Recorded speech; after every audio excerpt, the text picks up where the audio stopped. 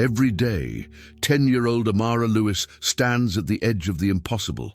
With her father wrongfully imprisoned and no money for a lawyer, she climbs the steps of a skyscraper holding just a letter and a promise. At the top of that tower lives Nate Grayson, a billionaire who hasn't walked or smiled in 3 years. But Amara doesn't ask for charity. She offers a deal. Help my dad, and I'll help you walk again.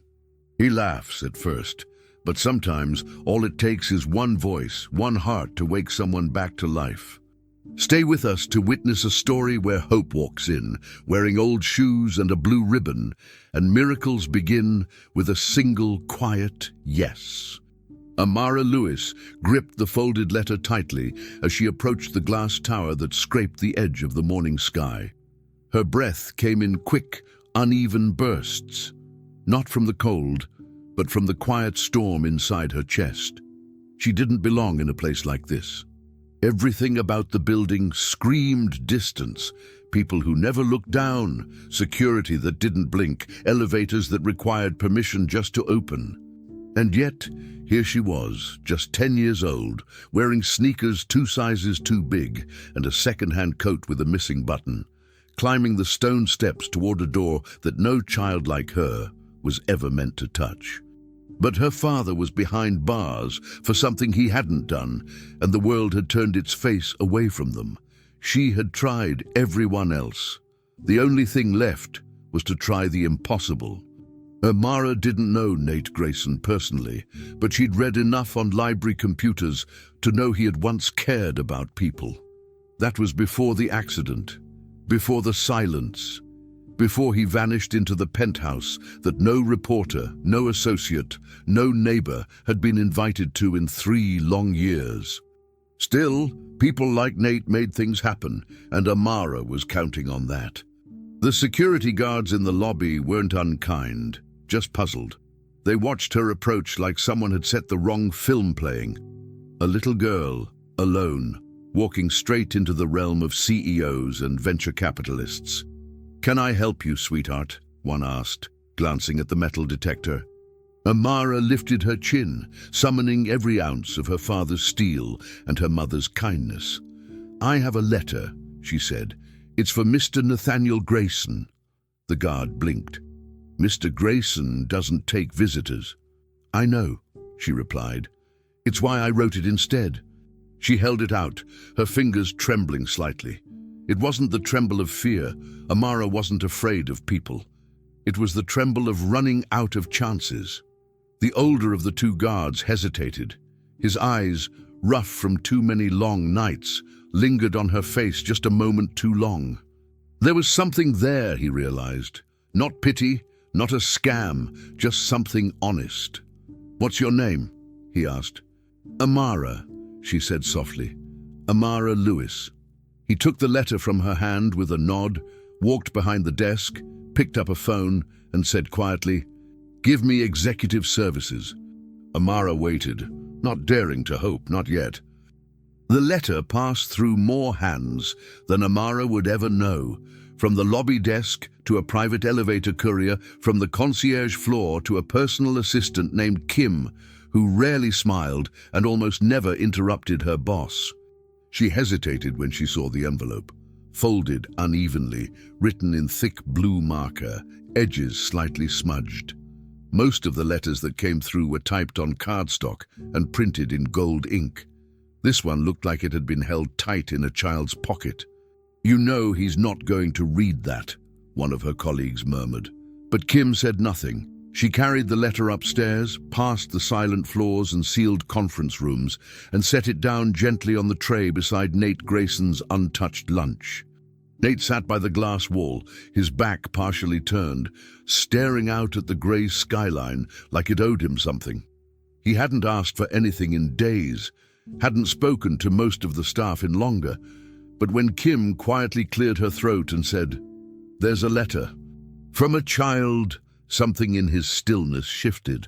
Not a response, just an almost imperceptible tilt of his head. That was all the invitation she needed. She left the letter and walked out. For several minutes, Nate didn't touch it. He rarely did, with anything personal. Most things that arrived under his name were filtered, scanned, sorted, forgotten. But there was something about this one. Maybe it was the way it looked completely out of place beside the sleek tray and clinical utensils. Or maybe it was because for the first time in days, he felt like someone had spoken directly to him, not to his title or bank account. He picked up the envelope with careful fingers and opened it. The handwriting was crooked and large. The words were simple but not naive. There was no manipulation, no flattery. Just, "Dear Mr. Grayson, my daddy is in jail, but he didn't do it. We don't have money for a good lawyer. People say you're very rich and very sad. If you help my daddy, I promise I'll help your legs walk again. Love, Amara Lewis." He read it twice, then a third time. A strange tension crept up his spine. Not pain, not memory, just awareness. No one had spoken to him like that since the accident, since before. The room hadn't changed. The skyline hadn't changed, but something in him had, and he couldn't explain why. He closed the letter slowly and stared at it for a long moment. "Who brought this?" he asked, his voice rusted from disuse. Kim re-entered the room and looked surprised that he had spoken at all. "A girl," she said. "She came here alone. Said her name was Amara Lewis." Nate nodded slowly, fingers resting on the edge of the paper. Amara. The name rang in his mind like a bell, soft but unrelenting. There was no reason to respond, no business incentive, no obligation. And yet, the words had unsettled something in him. "I promise I'll help your legs walk again." The arrogance of it, the absurdity, but also the hope. He thought of the 3 years he had spent refusing to believe in anything but inertia, of the way he had let silence become his language. Then he looked back at the letter. The words weren't going anywhere. They had already landed. With an unexpected rasp in his voice, he turned to Kim. "Bring her up." And that's how it began, with a child who had nothing left to lose and a man who thought he'd already lost everything. The morning was still cold, the city still vast, but something had shifted. Not in the building, not in the clouds above it, but somewhere deeper, in the space between a folded letter and the hands that opened it. Amara Lewis had walked into that lobby with a promise in her pocket, and Nathaniel Grayson had reached out from his silence to meet it. The letter, absurd in its premise and childish in its hope, had found its mark, not in muscle or nerve, but in the fractured soul of a man no one believed could feel anything anymore. And as the elevator began its slow descent to bring Amara up, neither of them knew yet what they were beginning, only that the impossible had just been invited in. Nate hadn't expected to see her, not really. He'd told his assistant to bring her up, more out of impulse than intention, and the words had barely left his mouth before he regretted saying them. But when the elevator doors slid open and she stepped into the room with all the boldness of someone who didn't know how small the world expected her to be, he was silent. The girl was smaller than he'd imagined, with skin the color of honeyed bronze and braids that hung unevenly down her shoulders, likely done by someone who loved her but was rushing. Her coat was thin, her shoes worn, but her posture, straight, still, had nothing of weakness in it. She clutched a backpack to her chest like a shield, but her gaze never dropped. She met his eyes and didn't flinch. Nate had faced rooms full of venture capitalists, senators, competitors who wanted his company burned to ash. None had ever looked at him with that kind of quiet steadiness. There was no fear in her eyes, only something far more disarming, belief. "Are you Mr. Grayson?" she asked plainly. Her voice didn't tremble, didn't waver, it just was.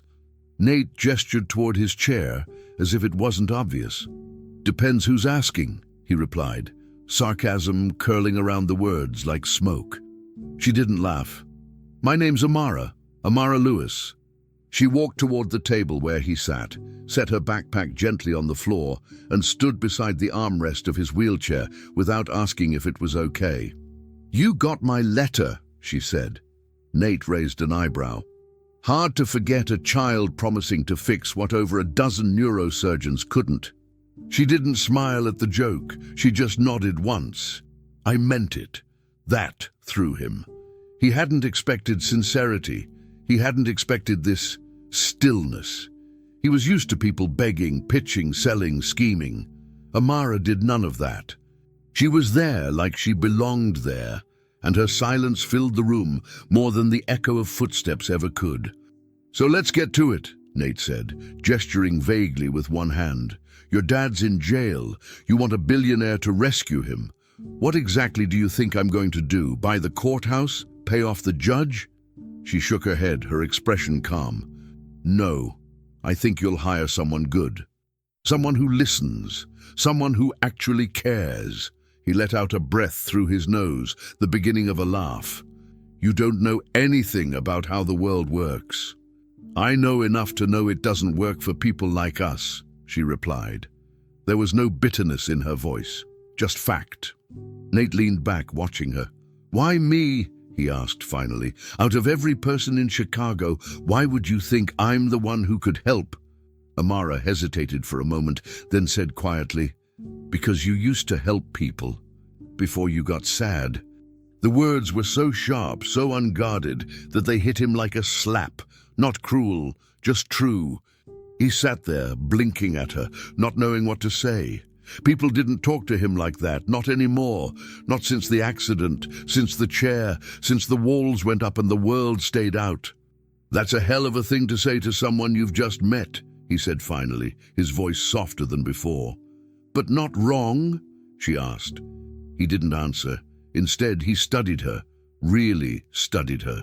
Her backpack had frayed seams, her socks didn't match, but her hands didn't fidget. They were calm, steady, like she'd done this before, faced things bigger than her and refused to be swallowed. "You think you can just walk in here, drop a line about fixing my legs, and I'll what? Believe in miracles?" Nate asked. "I think your legs stopped working because your heart stopped trying," she said. No hesitation, no apology, just that. And it hit him deeper than he expected, so deep he actually coughed, startled by the sensation of something stuck in his throat. It wasn't physical, it was emotional, and it hadn't happened in years. He looked away, looked past her toward the windows, as if the skyline could rescue him from a truth he hadn't invited, but now couldn't ignore. "You're 10, he muttered. "How the hell do you know so much?" "I listen," she said. "People say everything they feel. You just have to pay attention." Nate couldn't help but scoff. "And what do you hear from me, then?" Amara tilted her head slightly, like she was studying a museum exhibit. "I hear someone who's tired of pretending he doesn't care," she said. "I hear someone who got so hurt, he decided silence was safer." The room went quiet. No one breathed, no one moved.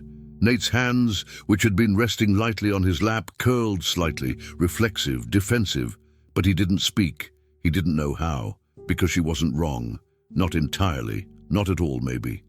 And for the first time in years, something in him, not his legs but something far older, stirred with discomfort, with doubt. Nate hadn't expected to see the girl, and now that he had, he couldn't unsee her. She was too small for the weight she carried, too young to speak the way she did, and yet everything about her presence disrupted him. He had listened to her out of politeness, out of protocol. He had even laughed, out of habit, out of cynicism. But something about her words stayed, like a splinter beneath the skin.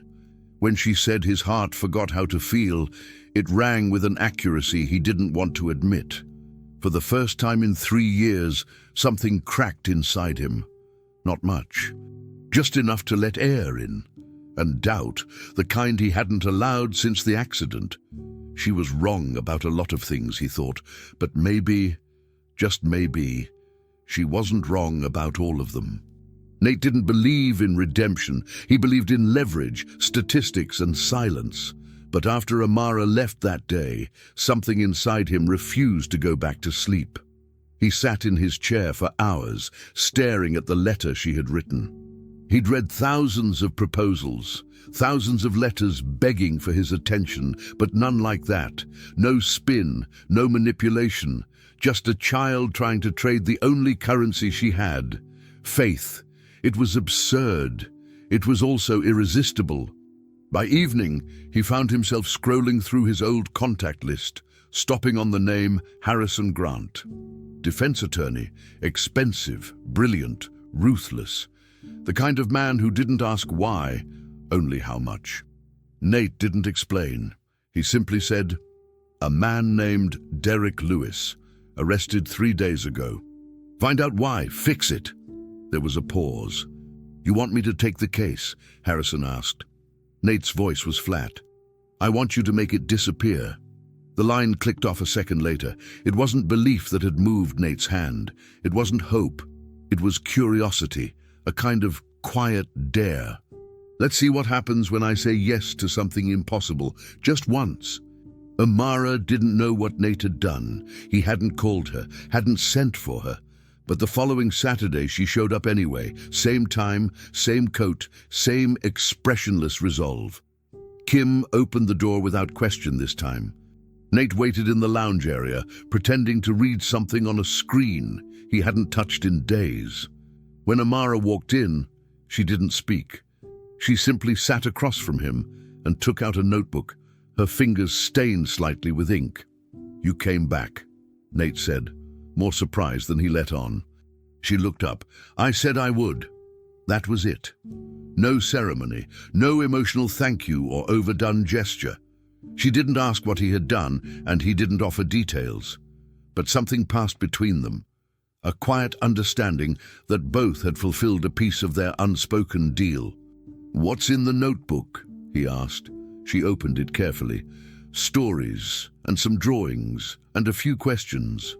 Questions. "Yeah, about you, about your life, about what you remember from before." Nate scoffed. "What makes you think I'd answer any of them?" "Nothing," she said, "but I ask anyway." And somehow that made it harder to refuse. The visits became routine, though neither of them ever called it that. Every Saturday, Amara returned. Sometimes she brought books from the library. Other times, she brought nothing at all. Just herself and a curious silence that didn't feel awkward. She never touched his wheelchair, never stared at his legs. She didn't ask about the accident, didn't pry.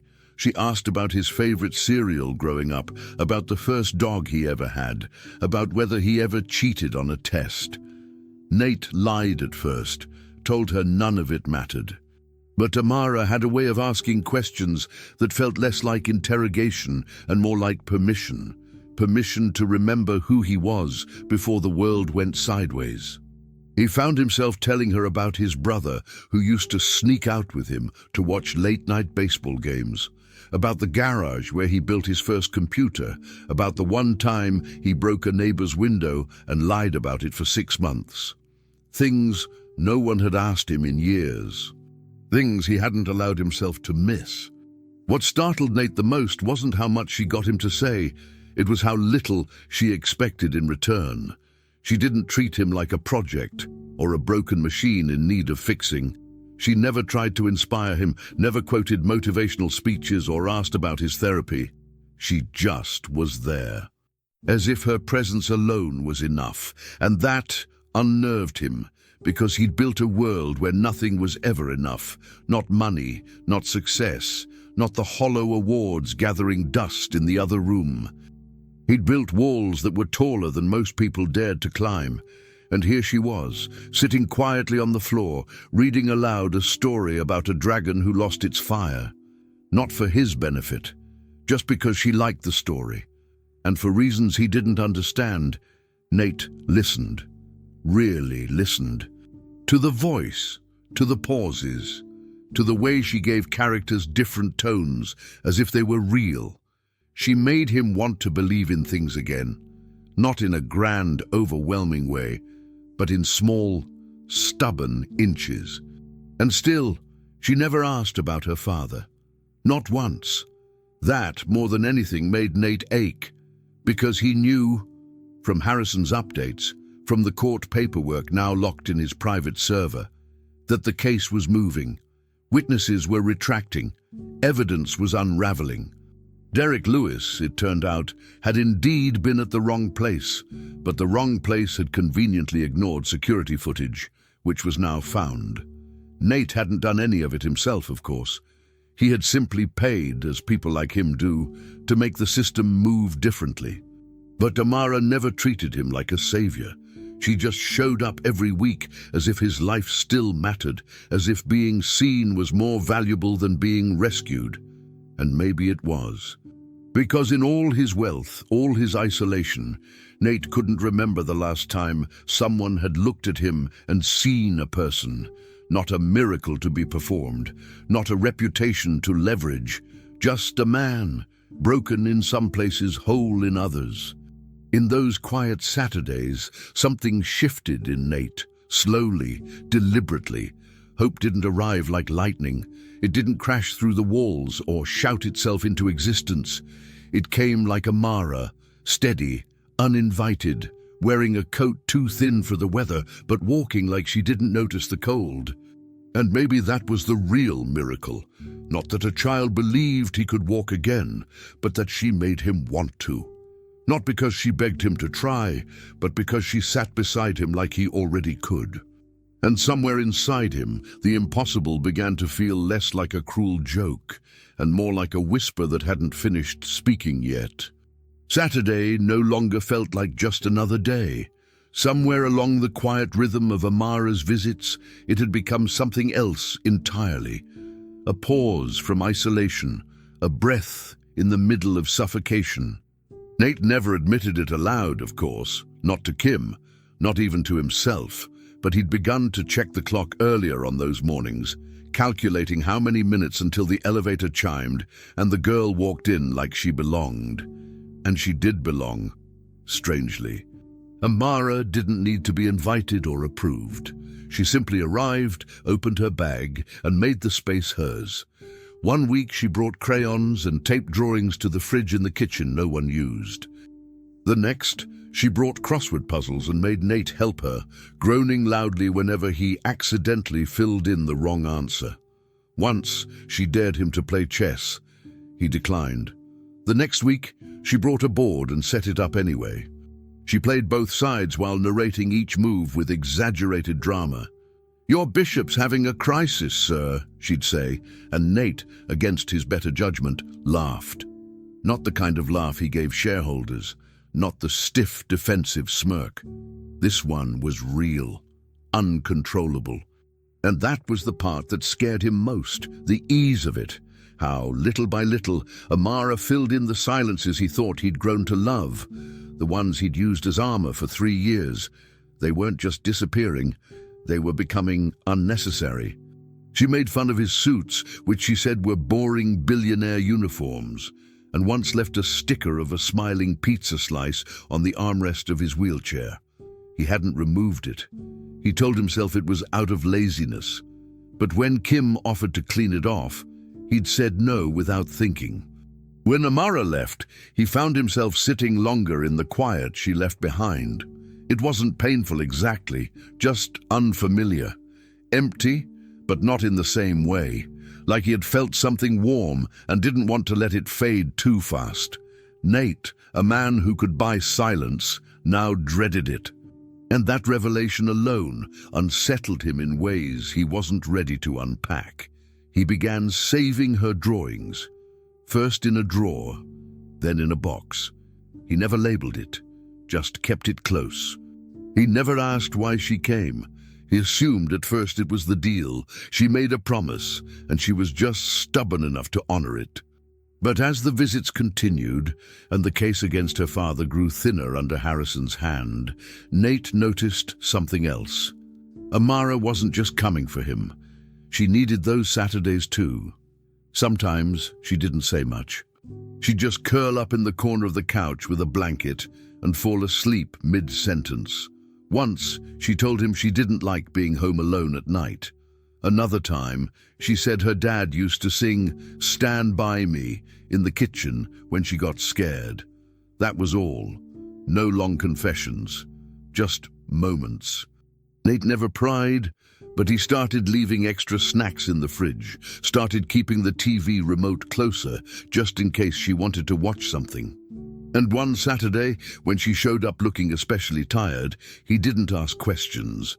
He just nodded toward the couch, and she lay down without a word. He watched her sleep for almost 20 minutes. Something about it, her trust in him, unspoken and unearned, chipped away at a kind of guilt he didn't know he carried. One afternoon, Amara brought him a paper crown. "King Grayson," she announced, dramatically placing it on his head. "Ruler of the Saturday Kingdom." He rolled his eyes but didn't remove it. She insisted on taking a photo, and when he refused, she drew a cartoon version of it later and taped it above the thermostat. He pretended not to notice, but days later, when the cleaning staff accidentally knocked it loose, he fixed it back with new tape. These weren't the grand gestures Nate Grayson was known for. No public donations, no foundation launches. But it was in these small things, drawings taped to walls, stickers left in odd places, shared cookies and whispered stories, that he started to remember what connection actually felt like. It wasn't loud or dramatic, it didn't demand attention, it just stayed. Week after week, Amara stayed, and her presence carved out a space inside him that used to be guarded by steel. That space had a name now: refuge. Then one Saturday, after she'd left and the sun had already started setting behind the skyline, Nate returned to the table where they'd played cards that afternoon. He moved a few things around, her notebook, a pencil, an empty cup, when he noticed the slip of paper under the edge of a placemat. It was folded once, messily. He opened it without thinking, just a few words, written in blue marker with her unmistakable blocky handwriting. "You don't need to walk beside someone." He froze. Not because of what it meant in theory, but because of what it meant to him. It wasn't pity. It wasn't meant to inspire. It was just true. And somewhere deep down, Nate realized, she wasn't trying to heal him. She had never tried. She'd just been there, as if he already was enough. He held the note in his hand like something fragile, something ancient. Like a truth he'd known once, but had buried so deep he forgot where to look. So he didn't frame the note, didn't laminate it or show it off. He just folded it back the way it had been and put it in the top drawer of his nightstand. A place close, a place private. He didn't even tell Kim about it. And that night, as he lay in bed staring at the ceiling, he felt the strangest thing settle in his chest. Not hope, not yet, but something softer, something quieter. A sense that he was no longer suspended in time, but gently, almost imperceptibly, moving forward again. Saturdays weren't a pause anymore. They were a rhythm, a reason, a reminder that maybe, just maybe, there was still a way to be part of the world. And maybe that was all he needed. Not to be saved, not to be cured, but simply to have a place to return to. The courthouse was chaos. Reporters lined the steps before sunrise, camera crews jockeyed for space, and murmurs about Derek Lewis's case had already turned into trending headlines. Not because a janitor was being tried for a crime he didn't commit, that happened every week in America, but because Nathaniel Grayson had just been confirmed on the witness list. No one had seen the billionaire tech recluse in public since the accident that left him in a wheelchair. His last photograph was a blurry tabloid shot taken at a private rehab center nearly 3 years ago. Since then, silence. So when the black SUV pulled up beside the courthouse and the doors opened to reveal Nate Grayson himself, suited, composed, eyes distant but present, every lens on the street turned to him like moths to flame. But Nate didn't flinch. He didn't wave or look into the cameras. He was used to being seen through glass, from above, untouchable. Today was different. He didn't come to protect an image. He came because Amara had kept her word, and it was time for him to keep his, not just with lawyers and money, but with presence. Inside, the courtroom was stiff with tension. Derek sat beside his attorney, the unshakable Harrison Grant, who whispered final remarks while the prosecution reviewed notes. Amara was already seated behind them in the second row, clutching her father's worn cap in both hands. She turned at the sound of the door and froze when she saw Nate enter, not because of who he was to the world, but because he'd come. She hadn't asked, hadn't expected. But there he was, rolling quietly into the back of the courtroom where most wouldn't see him, except she did. She always did. She stood, hesitated only a second, then ran, straight past the bailiff, past confused reporters and stunned jurors, and wrapped her arms around him with the full force of someone who had never had safety, but knew exactly where to find it. Nate didn't speak. He didn't look around to see if anyone was watching, because in that moment it didn't matter. The noise, the flashbulbs, the hundreds of eyes, all of it disappeared beneath the weight of that one hug. And it undid something in him he hadn't even realized was still knotted. He had been hugged before, by CEOs congratulating him, by lawyers after billion-dollar deals, by distant family members at forced holiday parties. But this was different. Amara didn't hug for appearances or thanks. She hugged like she belonged. Like she'd found something she'd been missing, and instead of asking for it, she simply took it, certain it was hers. Nate's breath caught in his throat. He hadn't cried in front of people since the accident, had trained himself out of it. But he felt something now that scared him more than pain. He felt recognized, not as a billionaire, not as a man in a chair, not as a former genius, just seen. It was unbearable, and yet he didn't let go.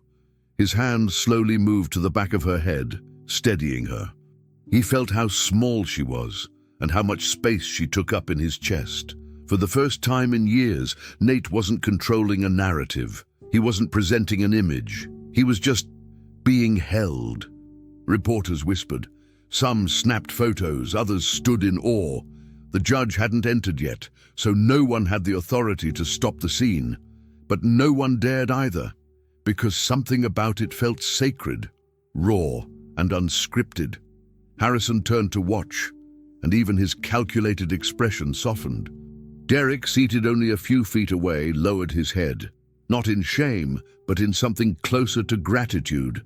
He'd never met Nate in person, didn't know what kind of man had paid for his defense, had overturned the false narrative spun so carelessly against him. But seeing his daughter cling to Nate like that, he understood something deeper than money could ever explain. This man had shown up, not just in court, but in life, for her, for them. And that, in a system designed to erase the poor and silence the innocent, was the kind of miracle that didn't need a name. It just needed someone to believe it was possible. And that belief, for all its pain, stood still in the silence between a child and a man the world had written off. When the judge finally entered and the room shifted back into procedure, Nate wheeled himself to a corner seat, deliberately out of the spotlight. Amara returned to her father's side, but looked back every few minutes, checking that he was still there, and he always was. He didn't flinch at the opening statements or the prosecution's shaky timeline. He didn't fidget when the surveillance footage, previously unavailable, played clear as day, showing Derek walking out of the store minutes before the robbery occurred. He watched it all with stillness, not because he was unaffected, but because for the first time, stillness didn't mean numbness. It meant presence. It meant staying when it mattered. And when Harrison delivered his closing remarks with the precision of a man who had dismantled lies for a living, Nate felt the world shift, just slightly, like the ground beneath Amara's life was finally being repaired, not all at once, but enough to stand on, enough to begin again. And when it was all over, when the judge declared Derek free of all charges, when the reporters ran for statements and flashbulbs exploded like fireworks, Nate didn't move. He just waited. And like clockwork, Amara came running. Through the chaos, past the noise, she found him again. She didn't say thank you, didn't cry. She just hugged him the same way she had before, like it wasn't over, like something new had only just begun. Nate closed his eyes and held her tighter. In that moment, he wasn't the man in the wheelchair or the billionaire who disappeared. He was something simpler, something truer. He was a man who had been chosen, not by money, not by status, but by a child who needed him. And for the first time in years, he let the world see him that way. The courthouse doors hadn't even cooled from the last flashbulb before life, as it always did, began to move on. The headlines gave Nate his 15 minutes, the press hailed the fall of a faulty prosecution, and Derek Lewis walked out a free man. But freedom, they learned, doesn't make everything normal again. It just makes new questions possible. While the city returned to its grind, while Derek quietly resumed his shifts and interviews stopped coming, one person refused to let the ending be the ending. Amara. She held on to her promises like some kids hold on to toys, not because they were shiny, but because they meant something. So one Saturday, as Nate waited for her usual arrival, she burst through the door, not with games or puzzles this time, but with a single folded paper and her blue hoodie zipped to the top. She tossed her bag aside, marched to his chair, and handed him the note with both hands. "It's an invitation," she said, grinning. "To what?" he asked. "My school recital," she replied. "I'm dancing solo." He blinked. "That's a big deal." Amara nodded seriously. "That's why I want you there. I want you to see how I dance when I'm happy." Nate turned the paper over slowly, as if it might burn in his hands.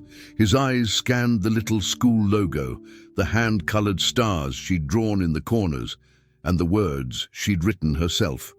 "Special guest, Mr. Grayson. Please come." He looked up, unsure whether to laugh or tremble. "Amara," he said carefully, "I don't know if I'm ready for that kind of thing." She tilted her head, puzzled. "Ready to watch me dance?" "No," he said, quieter than he intended. "Ready to be around people again, to be seen like this." He gestured vaguely to his chair. She paused for a long moment before kneeling in front of him, her small hand resting gently on the side of his wrist. "I don't care about this," she said, tapping the chair. "You're the only one who ever showed up for me. Doesn't matter if you roll or walk or float or fly. I want you there." He swallowed hard, wishing he had the right words, but her sincerity bulldozed through his resistance like always. "And besides," she added, standing back up, "you said people should be brave when they don't know the answer, remember?" He had said that once, offhandedly. She never forgot anything. Still, he hesitated, not because he didn't want to go, but because he wanted to go too much. That scared him. He hadn't stepped foot inside a school auditorium since long before his accident. The last time he was near a stage, he was the one giving a keynote, standing tall in a designer suit, announcing a breakthrough that would change the future. Now, he couldn't change a light bulb without help. The idea of entering a place built for movement, grace, and applause felt like walking into a mirror and seeing nothing reflected back. "I can't dance, Amara," he said, almost to himself. She didn't miss a beat. Yet. One word, sharp and soft at the same time. Then she smiled, not the grin she used when teasing him, but the one she saved for when things mattered. "That's what you told me when I said I couldn't trust grown-ups anymore. You said, yet." Nate looked at her, and something shifted again, subtle but irreversible. He realized that this wasn't about walking or not walking, it was about witnessing. She wanted him to see her, and he needed, more than he wanted to admit, to be seen by her in return. The week crawled forward. Nate found himself thinking about the recital more than he expected. He asked Kim, his assistant, to discreetly research the venue's accessibility. Then he told her not to mention it to anyone. When Harrison stopped by to discuss a separate legal matter, Nate almost asked what kids usually wear to these things, as if that would help him understand how to behave. But he stopped himself. This wasn't a board meeting. This wasn't optics. This was something else. A promise. Not one he made, but one he was now part of. And that mattered more. On Friday night, he surprised even himself by picking out a navy blazer instead of his usual grey. It felt too formal, too stiff. But then again, everything felt like a costume when you weren't sure who you were becoming. He laid it out on the chair beside his bed and stared at it for too long, wondering what it meant that he cared about what a 10-year-old girl thought when she saw him in the crowd. He didn't sleep much that night, but when morning came, he was already up. Nervous. Awake in ways he hadn't been in years. When Saturday arrived, Nate didn't send a driver. He didn't ask Kim to escort him. He went alone, in his own car, maneuvering his chair through sidewalks and hallways with the kind of attention he used to reserve for IPO presentations. And when he arrived at the school, a small brick building with peeling banners and chipped benches, he didn't think once about headlines or appearances. He just thought of her, the girl in the blue hoodie who had rewritten the rules of what mattered. Inside the gym-turned-auditorium, parents clapped politely for other acts. Students stumbled through lines and twirled in half-synced patterns. Nate sat near the back, quiet, unnoticed, until the MC called Amara's name. Then the lights shifted. She stepped onto the stage, no costume, just her hoodie and jeans, feet bare. She didn't bow, she just looked out, searching, and when her eyes found his, locked, held, stayed, she smiled. Then she danced. Not perfectly, not technically, but freely, fully, joyfully. And Nate, for once, didn't feel like he was in a wheelchair. He felt like he was standing beside her, right where he belonged. He didn't cry, but something inside him did, something deep and old and wounded, and as she spun and leaped, completely unafraid of who was watching, Nate understood what Amara meant when she said she wanted him to see her dance when she was happy. It wasn't about the movement. It was about the message. I made it, and she wanted him to know. When the music faded and applause filled the room, Amara bowed once, but her eyes stayed on him. He gave her a small nod, not just of approval, but of thanks. And as the next act began, the world moved on again. But not for Nate. Not this time, because something inside him had shifted again, not broken, not healed, just moved, like something that had been waiting for permission. Like maybe, if this was what light looked like, he could stop fearing the dark so much. He waited until the end of the show. He didn't leave early. He wanted to see it all. Because he hadn't come out of duty. He hadn't come to be strong. He had come because he needed to see what hope looked like when it danced. The air was filled with applause, but Nate barely noticed. It wasn't that he didn't hear it. It was that the sound felt secondary, like background noise in a moment too sacred to share with anyone else. His eyes were locked on Amara. She was still on stage, the soft remnants of the music lingering in the silence that followed her final step. The way she moved haunted him, not in a sorrowful way, but in a way that made something old inside him stir and rise. Her steps hadn't been flawless. She missed a beat once. Her spin was too quick at one point, but it didn't matter. Every movement she made held something heavier than rhythm or grace. It held intention.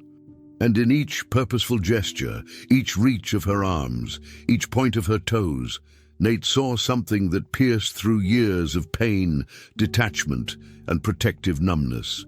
She danced like she was carrying two hearts inside her, one beating for her own dreams, and the other beating for the man watching from the shadows. That man was him. And for the first time in 3 years, he felt like he wasn't a burden on the world. He felt carried. As the applause began to die down and the next act was introduced, Nate remained motionless.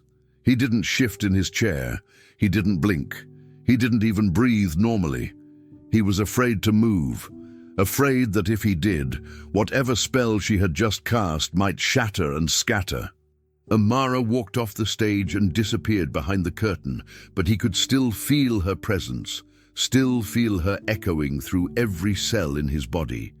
Parents around him chattered, complimented, whispered comments like, "She's got spirit," or "That little one was something special."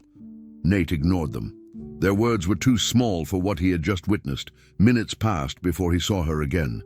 She emerged from the side door of the stage area, still in her hoodie and jeans, still barefoot, but now scanning the crowd. When she spotted him, her face didn't light up with surprise or even joy. It settled into something deeper, recognition. She walked straight toward him, weaving through chairs and legs and murmurs. As she approached, Nate suddenly didn't know what to do with his hands. He felt exposed in a way that had nothing to do with his chair, and everything to do with being seen completely. Amara stopped in front of him, and for a brief moment neither of them said anything. She didn't offer a speech or demand praise. She didn't bounce with excitement or fidget with nerves. She simply looked at him, like she always had, not as someone broken, but as someone waiting. Then, without a word, she crouched down, resting one knee against the gym floor. Her small hand reached out and gently took his. Nate's throat tightened. The warmth of her skin against his was both grounding and disorienting. It wasn't a handshake or a casual gesture. It was something closer to a vow.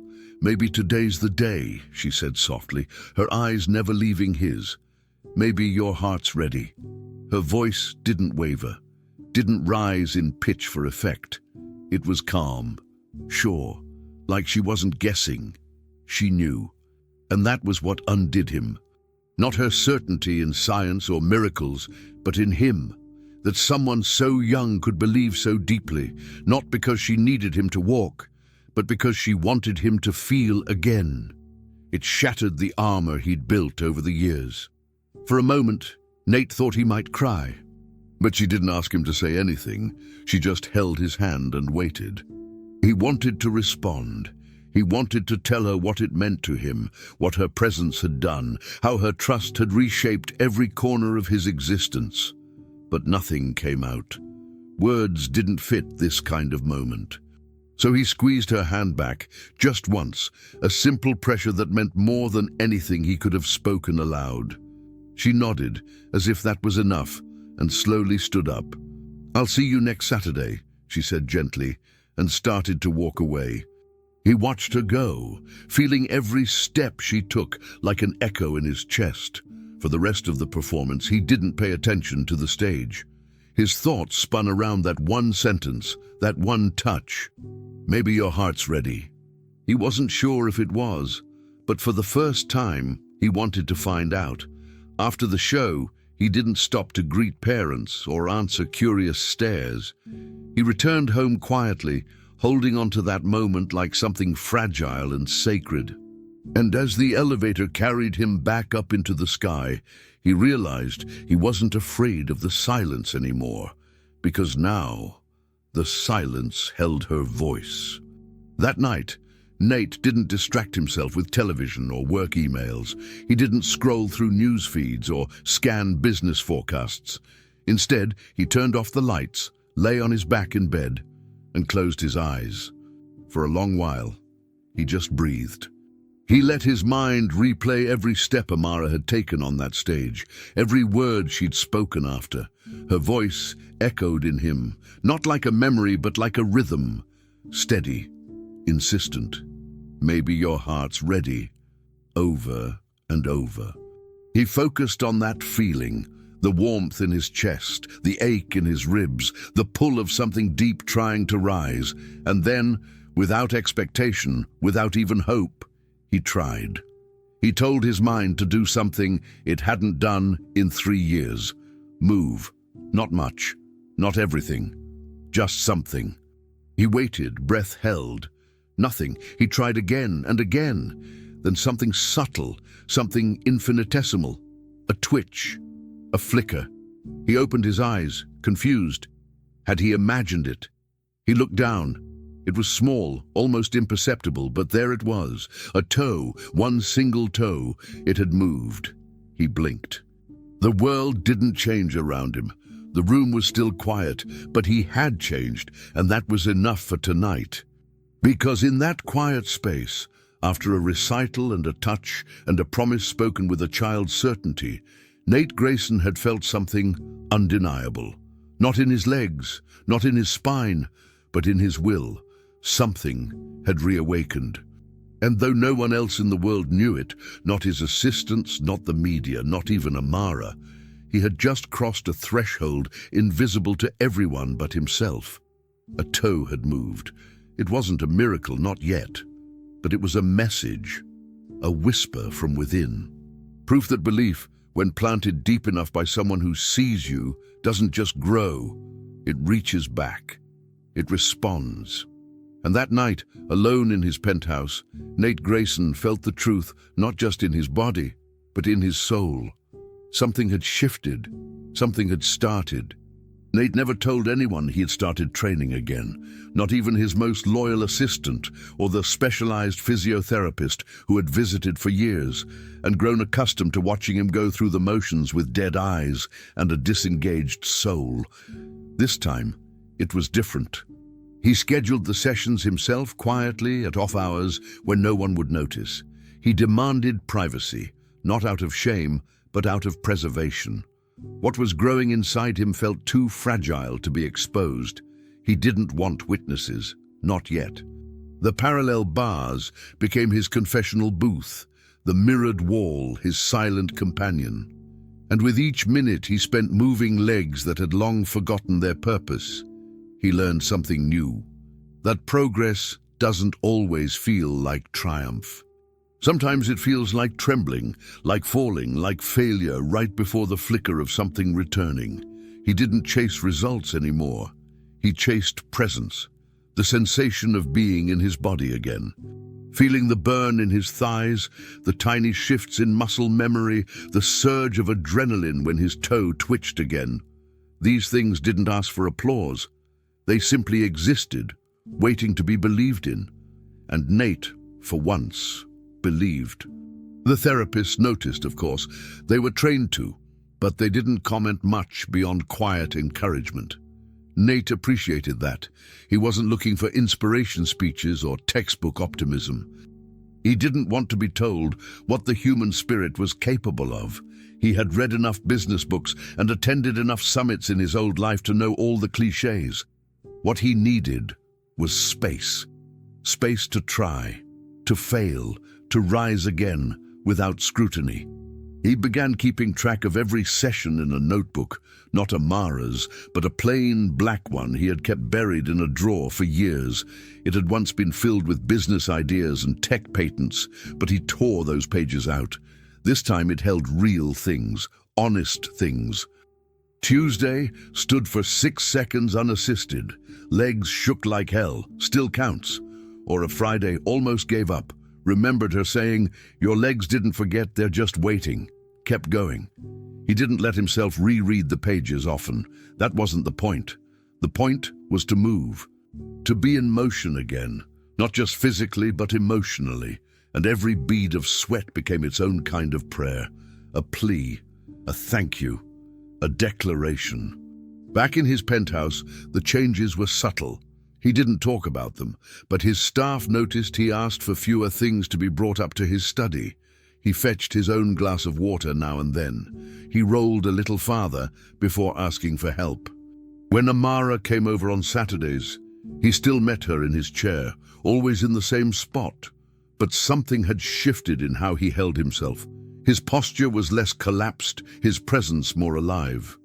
She didn't comment on it, but her eyes lingered longer, and her silences became more weighted, the kind that said, "I see you. I just don't want to scare it away." And he was grateful. Every visit from her brought new pages, new drawings, new notes that she claimed were random, but that always landed like arrows to the soul. He never read them right away. He kept them on the kitchen counter, unopened, until he was alone. because reading them in front of her would have been like praying in public, too vulnerable, too sacred. Those little notebooks were starting to pile up. He didn't know why he hadn't thrown them away, maybe because part of him already knew they'd become his roadmap back to himself. One night, after a grueling session where he managed to hold himself upright for nearly 10 full seconds without support, Nate sat in the kitchen with sweat still clinging to his neck. The room was quiet, the kind of silence that used to haunt him, but now felt earned. He reached for one of Amara's older notebooks, one he hadn't opened yet, left on the counter 2 Saturdays ago. Its cover was bent, the edges worn. Inside were pages filled with childlike writing, colorful doodles, and messages that read like whispered truths. Most of it was playful, jokes, made-up superhero facts, a terrible riddle about cats in space. But midway through, in slanted blue ink that had bled slightly through the paper, he saw a single line circled in red crayon. It read, "Hearts that get hurt forget how to walk too. But sometimes they learn again." He stared at it. Something inside him cracked open, wide and raw. He read it again, and again. The words blurred. He blinked fast, trying to keep control, but it was no use. The tears came hard, unstoppable, catching in his throat like something alive had returned from the dead. Not for pain, not even for grief, but for life. For everything he thought he'd lost the right to feel. He buried his face in his hands and wept. The kind of crying that doesn't need explanation, that simply takes over when something long buried finds air again. He didn't cry for what had been taken from him in that skiing accident. He didn't cry for the months of isolation, the years of pretending the chair hadn't broken him in places no X-ray could capture. He cried because he felt himself wanting to stand, wanting to be again. He thought of Amara, of her stubborn hope, her impossible kindness, her belief that healing wasn't always about walking, but about moving in the ways that mattered. He thought of her dancing on that stage, of how her joy had reached deeper than his logic ever could. He cried because he finally understood what she had seen all along, that there was still something in him worth recovering, that his body might be broken, but his will wasn't, not anymore, not after her. And when the tears finally stopped, when his breathing steadied and the weight in his chest became warmth instead, he looked down at his legs. He didn't try to move them. He didn't test them. He simply let them be. And for the first time in 3 years, he didn't feel betrayed by them. He felt patient and connected and whole in a way that had nothing to do with muscles or mobility. Because deep down, in the quiet center of himself, he had just experienced something bigger than a physical breakthrough. He had rediscovered the capacity to feel. And as he closed the notebook gently and rested his hand on its cover, he whispered to the empty room, "I'm not done." He closed his eyes and cried, not for pain, but for life. Amara's birthday had always been a simple affair. A cake baked by a neighbor, paper streamers taped to the walls of their apartment, maybe a few small gifts if the month had been good financially. But this year was different. Not because of the decorations or the snacks, but because something unexplainable was in the air. The kind of electricity that hums when something sacred is about to happen. The room was filled with familiar faces, her father now free, smiling with a looseness that hadn't touched his features in months. Neighbors, classmates, teachers. Yet Amara kept glancing toward the door, as if expecting a presence that most still considered myth. She didn't look anxious. She looked calm, as if she had known something all along that the rest of the world was only just catching up to. Then it happened. The door creaked. Silence fell, and there he was, Nathaniel Grayson, standing, not wheeled in, standing. A cane in one hand, his movements halting and uncertain, but his posture proud and defiant. He stepped forward, each motion heavy with effort, but also meaning. And as he walked, yes, walked toward her, The world seemed to exhale. Amara didn't gasp. She didn't cry. She didn't rush to him. She simply stood there in her blue dress with a ribbon in her hair, smiling like someone watching the sunrise they never doubted would come. Nate noticed that. It undid him more than any applause could have. The people around them barely breathed, unsure if they were witnessing a miracle or the reward of brutal, silent perseverance. He stumbled once, catching himself on the cane with a sharp intake of breath, and Amara took a single step forward, instinctively. But he lifted a hand and shook his head gently. "Let me," he said, his voice low and cracking. She obeyed, hands clasped in front of her, watching. It took him another full minute to reach her, and when he finally stood in front of the girl who had promised him healing without ever once using the word doctor, he looked down at her, not from above, but from within the same light. Then slowly, he reached into his coat pocket and pulled out a small square box. Her eyes sparkled, but she didn't reach for it. She waited. Nate opened the box himself, his fingers trembling, not from weakness this time, but from the gravity of the gesture. Inside lay a delicate silver chain with a single rectangular pendant. One word engraved in it, clean and deep. Hope. He didn't say anything at first. Just looked at her as though searching for the right kind of thank you, the kind that doesn't insult the journey by making it small. Finally, he said, "It's for you, but not just a gift. It's your name. At least, the one I've given you." Amara tilted her head, brow raised. He continued, "Because when everything else stopped working, my legs, my will, my belief in people, you didn't." His voice grew quieter, almost to a whisper. "You gave me something back I thought was gone forever, and I needed to name it. So, hope." For a moment, neither of them moved. Then she stepped closer, letting him clasp the necklace around her neck, his hands careful, reverent. When it was done, she touched the pendant softly, her smile now tinged with tears. "It's perfect," she said. "But you know it was always yours too, right?" He laughed, short and wet with emotion. "No," he said, "it wasn't. Not until you gave it to me." There was something liberating in how simply it was said, not dramatic, not poetic, just true. Around them, the room erupted into gentle clapping, but Amara and Nate were still in their own world. She stepped back just a little, giving him space, but never letting go of the moment. He stood straighter than before. His body still fought him, but he didn't look like a man losing a battle. He looked like a man walking through one with purpose. The man who had once ruled boardrooms and forgotten how to feel now stood in a room filled with laughter and homemade decorations, completely and utterly found. It was not the grand stages he used to stand on, but this one mattered more, because it wasn't a spotlight. It was a circle, a place made for being known, not admired. And in that moment, surrounded by people who once felt like strangers, Nate belonged.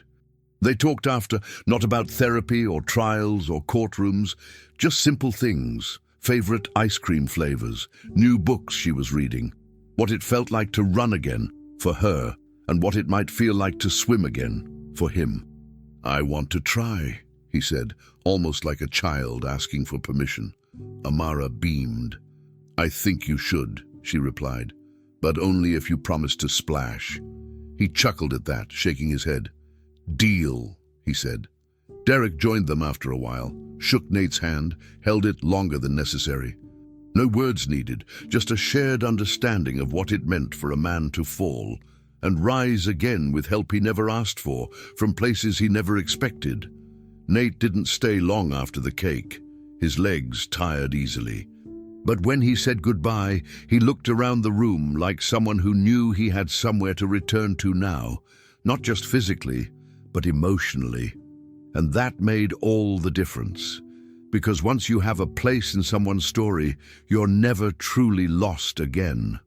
And as he made his way slowly toward the door, still walking, still leaning but walking, He heard Amara's voice call behind him, gentle but certain. "Hey, Mr. Grayson," she said. He turned, balancing carefully. She held up the pendant with 2 fingers. "You said this is my name, but I think it was yours all along." Nate didn't answer right away.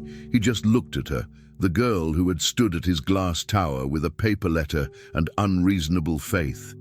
Then he smiled, the kind of smile that doesn't hide behind money or pain. "Maybe we can share it," he said, voice barely above a breath. She nodded. No theatrics, no speeches, just that. A girl and a man. Hope shared. And that was when Nate Grayson, the man who once ruled the world from the top of a tower and then disappeared from it entirely, truly took his first step into a new life. He walked toward her with a box in hand and a name that finally made sense. Hope. Months had passed, yet time didn't feel linear anymore for Nate Grayson. It folded and twisted around moments. A Saturday laughter from the Lewis apartment, a drawing left in his mailbox, a voicemail from Amara reading a chapter of her favorite book aloud, just in case he forgot how it ended. These touches didn't just break his solitude, they replaced it. So when he extended an invitation for dinner, it wasn't under the guise of philanthropy or obligation. It was personal. It was necessary. Derek hesitated at first, more out of disbelief than doubt. Nate Grayson didn't do dinners. But Amara, in her usual way, simply said, "We'll be there. You don't invite people to a dinner table unless you're ready to feed more than just their stomachs."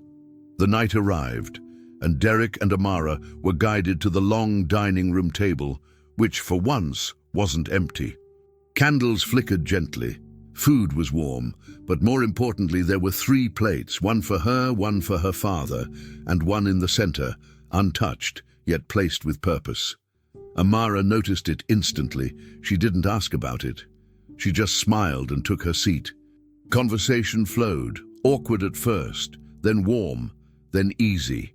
Derek spoke more than he had in months, finally free from the weight of injustice. Nate asked questions. Not the kind people ask out of politeness, but the ones that come from listening. Really listening. Amara told a story about a boy at school who thought grasshoppers were baby frogs, and both men laughed. Nate nearly choked on his water. At one point, Nate excused himself and returned with something in his hand. Not a gift, not a dessert. A folded document. He didn't build up to it with a speech. He just laid it gently in front of Derek. "Take your time," he said quietly, then sat down. Derek glanced at the page, eyes narrowing with confusion before widening in something much closer to reverence. It wasn't a contract. It was a petition, one for joint guardianship, co-parenting, not because Amara needed rescuing, but because Nate needed anchoring. "You don't want to be her father," Derek said slowly, trying to read his expression. "No," Nate replied. "I want to become someone she knows she can always come home to. That might look like a father or a partner in her world, whatever she chooses to call me." Derek took a long breath, rubbed his eyes like a man sifting memory from emotion. "You're serious?" Nate nodded. "I can't give her everything, but I can give her consistency. I can give her a place where she's never doubted. And selfishly, I want her light in my life, not as a guest, as family." For a moment, silence settled over the table, heavy but not uncomfortable. It was the kind of silence that came before sacred decisions. Derek looked at Amara, who was pretending not to listen, but very obviously holding her breath. Then he looked back at Nate. "We'll read it. We'll talk. But thank you for being the kind of man who asks." Nate didn't smile in response. He just nodded again, the gravity of the moment too full for anything performative. Amara, meanwhile, couldn't hold it anymore. She stood slowly at first, then with increasing urgency, and walked around the table. She paused at Nate's side, eyes wide and shimmering. "You really want to keep me?" she asked, half joking, half not. Nate looked at her and said, "No, sweetheart. I want to be someone worth being kept by you." That was all she needed to hear.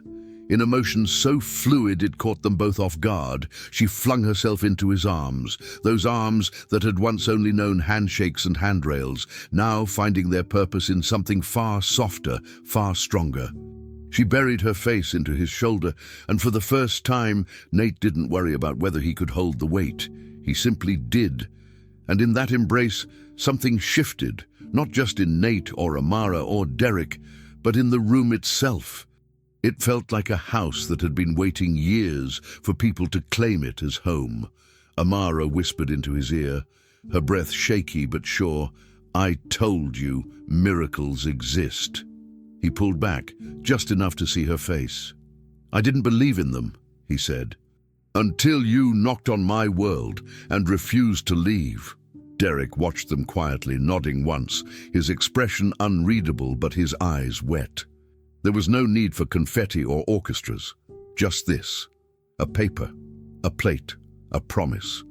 And when Amara finally let go and returned to her seat, her necklace, the silver tag inscribed Hope, swung gently against her collarbone. She touched it briefly, then looked at the empty plate between her and her father. Without asking, she moved her own to the side, pulled that empty one closer, and began placing food on it, as if someone invisible had arrived.